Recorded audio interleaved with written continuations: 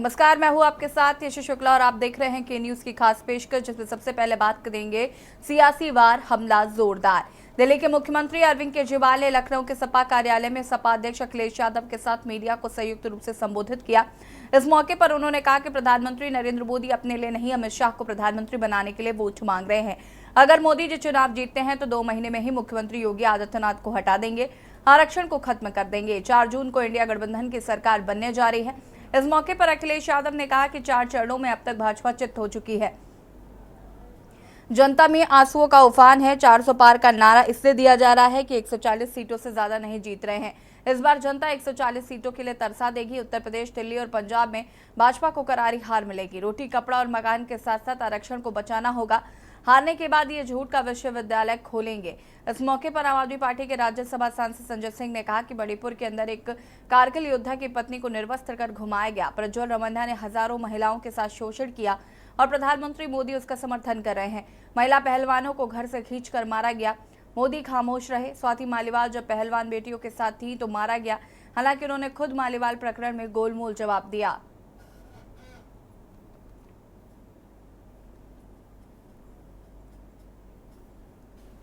पहला ये कि ये चुनाव भारतीय जनता पार्टी मोदी जी अपने लिए वोट नहीं, अमित शाह जी को प्रधानमंत्री बनाने के लिए वोट मांग रहे हैं। दूसरी बात, योगी आदित्यनाथ जी को अगर ये लोग जीत गए तो योगी आदित्यनाथ जी को 2 से 3 महीने के अंदर उत्तर प्रदेश के सीएम पद से हटा दिया जाएगा। नंबर 3, इन लोगों की पूरी तैयारी है, अगर ये लोग जीत गए तो संविधान को बदल के SC ST और OBC का रिजर्वेशन खत्म कर दिया जाएगा। और नंबर 4, जो आंकड़े अब देश भर से आ रहे हैं वो ये दिखा रहे हैं कि 4 जून को इंडिया गठबंधन की सरकार बनने जा रही है और NDA को और BJP को बहुत कम सीटें मिलने जा रही हैं। जो देश का माहौल है और 4 चरणों में भारतीय जनता पार्टी चारों खाने चित हो चुकी है और उनके आंसुओं की नदी उफान में है। भारतीय जनता पार्टी जो 400 पार का नारा दे रहे थे, अब समझ में आया है 4 चरणों के बाद। वो बात तो ठीक है कि आरक्षण पे सबसे पहले हमला करेंगे, लेकिन 400 पार नारा इसीलिए दे रहे हैं कि 543 में 400 के बाद वो सीटें देख रहे हैं, तो वो केवल 143 बन रही हैं। तो वो स्वयं स्वीकार कर रहे हैं कि 143 से ज्यादा वो सीटें जीतने वाले नहीं हैं, क्योंकि 400 पार सीटें 143 ही बनती हैं।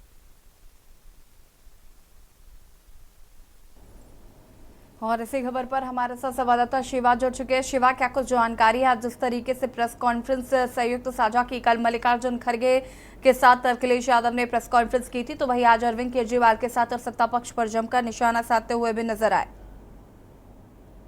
देखिए, मूल मंत्र यही है कि इंडिया गठबंधन जिन पार्टियों के साथ अलायंस करके देश भर में चुनाव लड़ रहा है, उन सभी के जो राष्ट्रीय अध्यक्ष हैं एक एक करके आते हैं और अखिलेश यादव के ऊपर साथ में प्रेस कॉन्फ्रेंस करते हैं। और यही आज का भी दिन रहा कि आम आदमी पार्टी के राष्ट्रीय अध्यक्ष अरविंद केजरीवाल लखनऊ आते हैं और लखनऊ आकर के वो अखिलेश यादव के साथ संयुक्त प्रेस कॉन्फ्रेंस करते हैं। और उन्होंने सबसे पहले उत्तर प्रदेश के वोटरों से अपील की। उन्होंने कहा कि इंडिया गठबंधन को जिताने के लिए सीधे सीधे वोटर्स उनके हित में वोट करें और ताकि बीजेपी को हराया जा सके। उन्होंने 4 मुद्दे अहम उठाए अरविंद केजरीवाल ने कि एक तो इस बार जो वोटिंग हो रही है वो प्रधानमंत्री के लिए लोग करते हैं, अमूमन उनकी जो लोकप्रियता है उसके लिए करते हैं। लेकिन उन्होंने कहा कि दिल्ली के अंदर राजनीति में रह करके उन्होंने इतना अभी तक इंटेलिजेंस माध्यम के ये जाना है कि इस बार अगर केंद्र की सरकार आती है एनडीए की, तो उसमें जो प्रधानमंत्री है उसमें अमित शाह को चुना जाएगा। और साथ ही दूसरा मुद्दा, बड़ा मुद्दा ये रखा कि अगर केंद्र में सरकार फिर से एनडीए की आती है तो उत्तर प्रदेश के मुख्यमंत्री योगी आदित्यनाथ को सीएम के पद से हटा दिया जाएगा। और इसके साथ जो संविधान लगातार चलता चला आ रहा है बाबा भीमराव अम्बेडकर का, उसे आरएसएस और बीजेपी खत्म करना चाहती है, क्योंकि उनकी मानसिकता ऐसी है। और आने वाले समय में अगर पूर्ण बहुमत से उनकी सरकार आएगी तो उस रिजर्वेशन को भी खत्म कर दिया जाएगा। इसलिए उन्होंने वोटरों से अपील की है, न सिर्फ उत्तर प्रदेश बल्कि देश भर के वोटरों से अपील की है कि वो समाजवादी के पार्टी के पक्ष में, आम आदमी पार्टी के पक्ष में, कांग्रेस के पक्ष में, इंडिया गठबंधन के पक्ष में वो लोग वोट करें, ताकि इंडिया गठबंधन अगर जीतता है तो प्रदेश हित में, देश हित में काम करेगा। तो ये सारी बातें लेकर के अरविंद केजरीवाल आज अखिलेश यादव के साथ एक साझा मंच प्रेस कॉन्फ्रेंस के जरिए दिखे थे। और अखिलेश यादव ने भी कहा कि उत्तर प्रदेश के अंदर बीजेपी का जो घटता दर है वो दिखाई पड़ रहा है 4 चरण पूर्ण होने के बाद, क्योंकि 5 और 6, 7 3 चरण के अभी चुनाव बाकी है। 4 चरण के आकलन के बाद से अखिलेश यादव को ऐसा लगता है कि उत्तर प्रदेश में बीजेपी की सीटें कम हो रही हैं। और इसी को लेकर के उन्होंने कहा कि देश भर में उनका जो आकलन सीटों का है बीजेपी के लिए, एनडीए के लिए, उसमें 140 सीटें आ रही हैं। तो इस बार इंडिया गठबंधन जीत ही रहा है, लेकिन और उसको मजबूत बनाने के लिए वोटरों से अपील जो है वोट देने की अखिलेश यादव और अरविंद केजरीवाल ने की है। ठीक है, शुक्रिया आपका शिवा तमाम जानकारी साझा करने के लिए। और बता दें कि अखिलेश यादव ने कहा कि 400 पार का नारा जरूर दे रहे हैं, लेकिन 140 सीटें भी नहीं जीत पाएंगे। सीएम केजरीवाल के साथ ने भी मोदी पर जमकर हमला बोला है और सत्ता पक्ष पर भी कई आरोप लगाए हैं।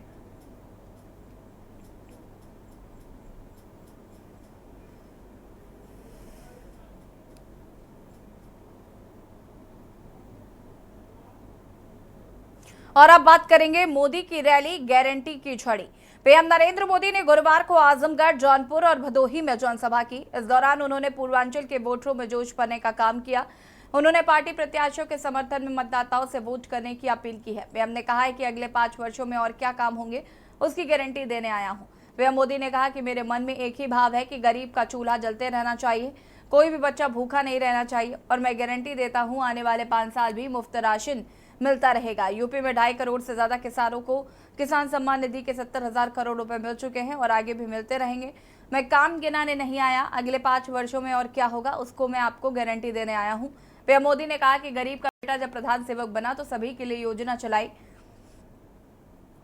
मेरे लिए सबसे बड़ा काम है गरीब को गरीबी से बाहर निकालना। ये मोदी अब भी खुद का कोई घर नहीं बनाया है, मेरे नाम पर कोई घर नहीं है, मैंने अपना घर तो नहीं बनाया, लेकिन गरीब माँ का बेटा हूं।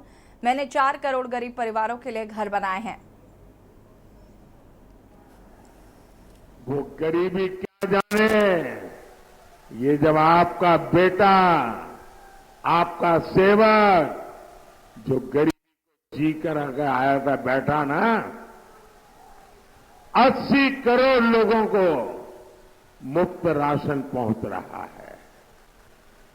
क्योंकि मेरे मन में एक ही भाव है कि गरीब का चूल्हा जलता रहना चाहिए, गरीब का बच्चा भूखा नहीं रहना चाहिए। और मैं गारंटी देता हूं आने वाले 5 साल भी ये मुफ्त राशन मिलता रहेगा। यूपी में 2.5 करोड़ से ज्यादा किसानों को किसान सम्मान निधि के 70,000 करोड़ रुपए मिल चुके हैं। 70,000 करोड़ रुपए। मोदी के काम क्या है ये आप सब जानते हैं ना। और इसलिए मैं काम गिनाने नहीं आया हूं, अगले 5 वर्षों में और क्या होगा उसकी मैं आपको गारंटी देने आया हूं।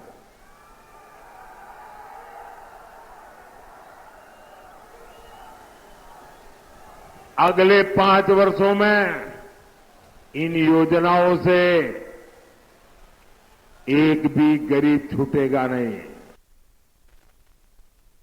और आप मेरा एक काम करेंगे। और यहाँ पर प्रधानमंत्री नरेंद्र मोदी ने कहा कि मैं काम गिनाने नहीं आया हूँ, अगले 5 वर्षों में क्या काम होने हैं उनको बताने आया हूँ। उन्होंने कहा कि जब गरीब का बेटा प्रधान सेवक बना तब योजनाएं लेकर आए।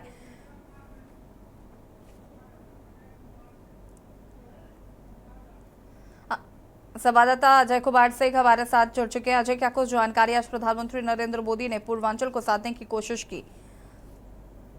जी आपको बता दें कि आज प्रधानमंत्री नरेंद्र मोदी जो है आजमगढ़ के दौरे के बाद वो जौनपुर दौरे पर उनका मुख्य फोकस जो है 50% आबादी की महिलाओं के साथ, जहां वो उन्होंने महिलाओं को जो है बिजली का बिल जीरो करने की बात कही, वहीं जो है महिलाओं के सभी आवास की बात कही।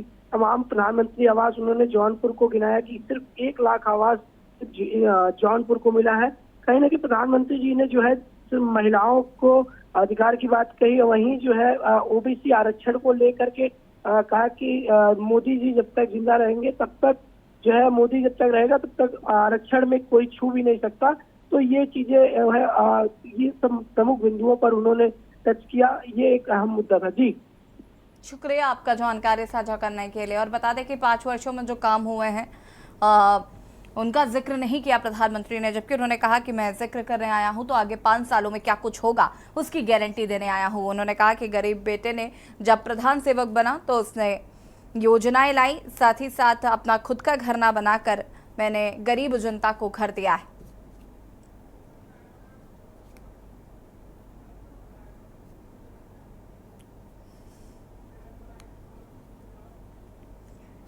और अब बात करेंगे, गरीबों के साथ मजाक नहीं बनेगी धाक। बहुजन समाज पार्टी की अध्यक्ष मायावती ने गुरुवार को भारतीय जनता पार्टी पर हमला बोला। उन्होंने लिखा कि भाजपा महंगाई से मुक्ति नहीं दिला पा रही है, राशन से के बदले वोट गरीबों के साथ मजाक है। भाजपा गरीबी पिछड़ापन दूर करने में विफल साबित हो रही है। मायावती ने सोशल मीडिया पर पोस्ट करते हुए लिखा कि देश के लोगों को बढ़ती महंगाई, गरीबी, बेरोजगारी और पिछड़ेपन आदि के अभिशाप से मुक्त करना तो दूर, उन्हें रोक पाने में विफलता के कारण गरीबों को थोड़ा राशन देने की भी भाजपा एंड कंपनी के लोग चुनाव में बुनाने पर तुले हैं, जो उचित नहीं है, क्योंकि ये मेहरबानी नहीं है। लोगों को थोड़ा मुफ्त राशन भाजपा सरकार का उपकार नहीं बल्कि लोगों द्वारा सरकार को दिया गया टैक्स का ही धन है। अतः इसके बदले वोट मांगकर गरीबों का मजाक उड़ाना अशोभनीय है। यह बात मैं हर जनसभा में कहती हूँ, फिर भी भाजपा द्वारा प्रचारित ऐसे फेक वीडियो पर लोग ध्यान न दें।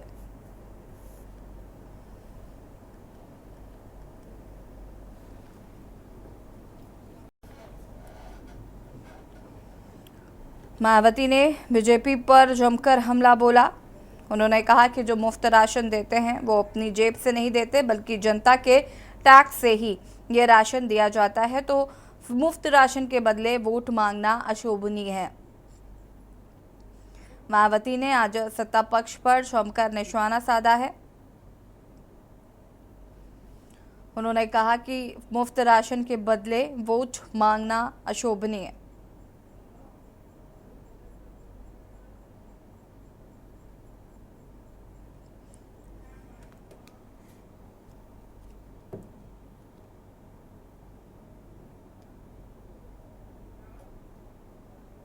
और अब बात करेंगे बुंदेलखंड में हुंकार, हमला जोरदार। बांदा जिले के अतर्रा में सपा मुखिया व पूर्व मुख्यमंत्री अखिलेश यादव चुनावी जनसभा को संबोधित करने पहुंचे। उन्होंने भाजपा पर जमकर हमला बोला। अखिलेश ने कहा कि 4 चरणों के चुनाव में भाजपा चारों खाने चित हो गई है और अब न सिर्फ सुर बदले हैं बल्कि आंसुओं की नदी भी बहने लगी है। अखिलेश ने कहा है कि आप सभी को सावधान कर रहा हूं, भाजपा महंगाई बढ़ा रही है। अखिलेश यादव ने बीजेपी पर हमला बोलते हुए कहा कि भाजपा से संविधान को खतरा है।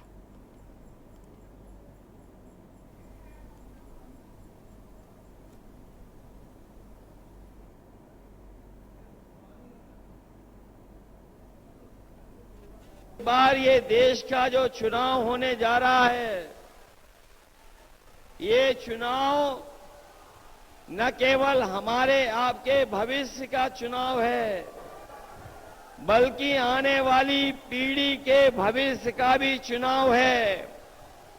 और जिस तरीके से कभी समुद्र मंथन हुआ था, उसी तरीके से इस बार संविधान मंथन होने जा रहा है।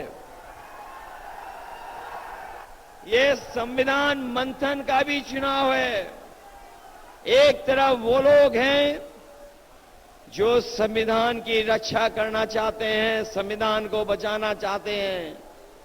दूसरी तरफ वो ताकतें हैं जो संविधान के भक्षक बनकर के आए हैं, संविधान को हटाना चाहते हैं। लेकिन हमें भरोसा है इस गरीब जनता पर, जो लोग संविधान बदलने निकले हैं उन सबको बदलने का काम ये जनता करेगी, बुंदेलखंड के लोग करेंगे। और अब बात करेंगे भरोसे पर अंदेशा गठबंधन कैसा। कांग्रेस नेता अधीर रंजन चौधरी ने एक बार फिर टीएमसी प्रमुख ममता बनर्जी पर हमला बोला। अधीर रंजन चौधरी ने कहा कि अगर बीजेपी की तरफ पलड़ा भारी रहा तो वो उस तरफ भी जा सकती है। मुझे उनके ऊपर कोई भरोसा नहीं है क्योंकि उन्होंने गठबंधन तोड़ा था और इसे सबने देखा। तृणमूल कांग्रेस की सुप्रीमो ममता बनर्जी के लोकसभा चुनाव के बाद इंडिया ब्लॉक को समर्थन देने के बयान पर कांग्रेस नेता अधीर रंजन चौधरी की प्रतिक्रिया आई है। अधीर रंजन चौधरी ने कहा है कि ममता बनर्जी पर मुझे भरोसा नहीं है, वह गठबंधन छोड़कर भागी थी। उन्होंने कहा कि ममता बनर्जी ने गठबंधन तोड़ा था, अब कांग्रेस सत्ता में आ रही है इसलिए ममता ने लाइन लगाना शुरू कर दिया है। अधीर रंजन चौधरी ने कहा कि अगर बीजेपी की तरफ पलड़ा भारी रहा तो वो उस तरफ भी जा सकते हैं। मुझे उनके ऊपर कोई भरोसा नहीं है क्योंकि उन्होंने गठबंधन तोड़ा था और इसे सबने देखा है। मुख्यमंत्री ममता बनर्जी ने कहा बीजेपी दावा कर रही है कि अब की बार 400 सीटें जीतेगी, लेकिन लोग कह रहे हैं कि ऐसा नहीं होगा। पूरा देश समझ गया है कि बीजेपी चोरों से भरी पार्टी है। हम सरकार बनाने के लिए राष्ट्रीय स्तर पर बाहर से इंडिया ब्लॉक का समर्थन करेंगे और हर तरह से उनकी मदद करेंगे। हम एक ऐसी सरकार बनाएंगे जो ये सुनिश्चित करेगी कि बंगाल में हमारी माता और बहनों को कभी कोई समस्या ना हो और यह सुनिश्चित किया जाए कि 100 दिन की नौकरी योजना में भाग लेने वालों को किसी तरह की बाधा का सामना न करना पड़े। তাতে লেখা আছে ভারত বলে। আরে ভারত আমার, ভারতবর্ষ স্বদেশ আমার স্বপ্ন গো, কিন্তু নতুন করে কিছু করার নেই। কিন্তু ইন্ডিয়ার নামটা নামে সারা বিশ্ব চেনে, ঐতিহাসিক সৌধ তার নাম চেঞ্জ করে দিচ্ছে, ইতিহাসকে পরিবর্তন করে দিচ্ছে। ये लोगों को अपने इंडिया जो अपना देश का नाम है, अपने देश से डर लगने लगा है। ये लोगों को अपने इंडिया जो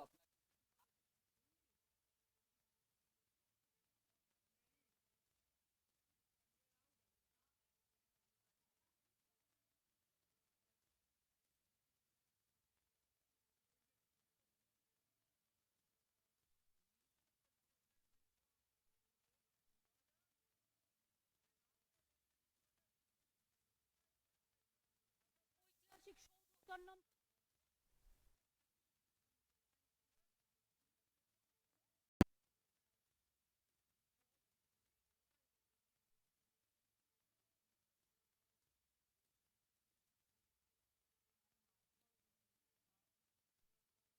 और अब बात करेंगे रैली और प्रचार रोक से इंकार। दिल्ली के मुख्यमंत्री अरविंद केजरीवाल अपनी रैलियों के दौरान कह रहे हैं कि अगर जनता 25 मई को कमल का बटन दबाएगी तो उन्हें वापस जेल जाना पड़ेगा, लेकिन अगर जनता ने इंडिया गठबंधन के उम्मीदवारों के समर्थन में वोट दिया तो उन्हें जेल नहीं जाना पड़ेगा। केजरीवाल के इस बयान पर ईडी ने आपत्ति जताई। वहीं सुप्रीम कोर्ट ने गुरुवार को कहा कि दिल्ली के मुख्यमंत्री अरविंद केजरीवाल को लोकसभा चुनाव में प्रचार के लिए अंतरिम जमानत देने में कोई अपवाद नहीं रखा है। आम आदमी पार्टी के राष्ट्रीय संयोजक को अंतरिम जमानत से संबंधित बयानों पर ईडी और केजरीवाल के वकील के दावों और जवाबों पर विचार करने से इंकार कर दिया है।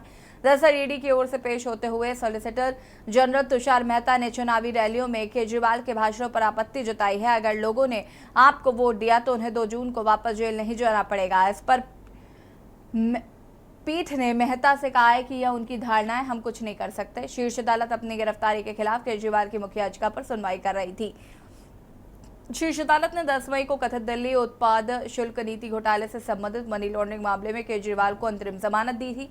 कोर्ट ने उन्हें 2 जून को सरेंडर करने को कहा है। तो फिलहाल सुप्रीम कोर्ट ने कह दिया है कि हमें इस मामले में नहीं पड़ना है, ये उनकी अपनी सोच है। आपको बता दें कि केजरीवाल कह रहे हैं बीजेपी का बटन मत दबाना वरना मुझे फिर से जेल जाना पड़ेगा।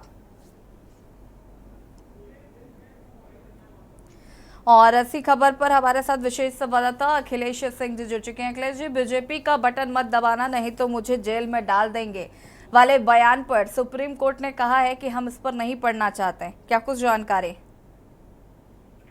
जी बिल्कुल, बता दें कि जब दिल्ली के मुख्यमंत्री अरविंद केजरीवाल को कोर्ट से जमानत मिली थी तो उस दौरान ही ये कहा गया था कि दोनों जिन जस्टिस की बेंच ने इनको जमानत दी थी, उस बेंच ने कहा था कि हम इनको चुनाव प्रचार के मद्देनजर जमानत पर रिहा कर रहे हैं और उनको 1 जून तक जमानत दी जाती है, 2 जून को सरेंडर करना है। लिहाजा लेकिन जिस तरह से अरविंद केजरीवाल जेल से छूटने के बाद लगातार ताबड़तोड़ चुनावी अभियान में जुटे हुए हैं, रैली कर रहे हैं, रोड शो कर रहे हैं, दूसरे विपक्षी नेताओं के साथ प्रेस कॉन्फ्रेंस कर रहे हैं, बैठकें कर रहे हैं और चुनाव की रणनीति बना रहे हैं, उससे अंदाजा लगाया जा सकता था कि बीजेपी को एक बड़ा झटके के तौर पर भी देखा जा सकता था। तो शायद इसी रणनीति के तहत कहा जा सकता है कि ईडी की भी एक कई रणनीति रही होगी कि कोर्ट में वो दलील रखी जाए कि अरविंद केजरीवाल और उनकी पार्टी की तरफ से जो भी चुनावी कार्यक्रम आयोजित किए जा रहे हैं, जिनको मुख्य अतिथि के तौर पर अरविंद केजरीवाल वहां पर पहुंचते हैं और बीजेपी को निशाना बनाते हुए तमाम तरह के चुनाव प्रचार करके और आम आदमी पार्टी के प्रत्याशियों और गठबंधन, इंडिया गठबंधन के सहयोगों के लिए जो वोट मांग रहे हैं, उससे कुछ तो मुश्किल बढ़ती जरूर दिख रही है सत्ता पक्ष की। शायद यही वजह रहा होगा कि कहीं न कहीं जिस प्रकार अरविंद केजरीवाल और दूसरे विपक्षी दल ईडी पर आरोप लगाते हैं कि वो बीजेपी के इशारे यानी मोदी सरकार के इशारे पर काम करती है, इन आरोपों के मद्देनजर अगर देखा जाए तो ईडी ने जो एक बार कोर्ट में फिर दलील रखी है कि इनको जिस प्रकार का ये चुनाव प्रचार कर रहे हैं, जिस तरह से हमले दे रहे हैं, कर रहे हैं, और उस तरह के उन पर रोक लगनी चाहिए। हालांकि कोर्ट ने उन पर रोक लगाने से इनकार कर दिया है क्योंकि चुनाव के मद्देनजर ही उनको जमानत दी गई। जी ठीक है अखिलेश जी, बहुत बहुत शुक्रिया आपका जानकारी साझा करने के लिए। और बता दें कि सुप्रीम कोर्ट ने साफ कह दिया है कि हम इस पर नहीं पढ़ना चाहते हैं। और आपको बता दें कि अरविंद केजरीवाल जेल से बाहर आने के बाद कहीं ना कहीं आक्रामक अंदाज में सत्ता पक्ष पर हावी होते हुए नजर आ रहे हैं। जहां एक और केजरीवाल के भाषण पर ईडी ने आपत्ति जताई तो वहीं दूसरी तरफ सुप्रीम कोर्ट ने साफ कहा कि हम इसमें नहीं पढ़ना चाहते।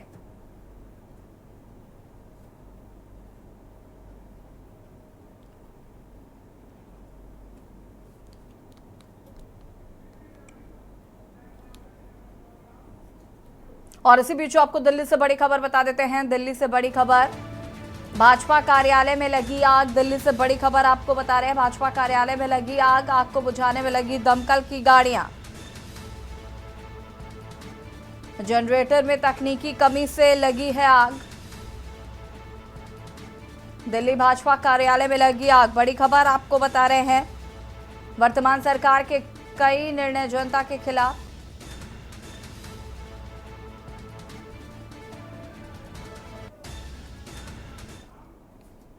और खास पेशिश में फिलहाल इतना ही। देखते रहिए के न्यूज़ ज़रिया। नमस्कार।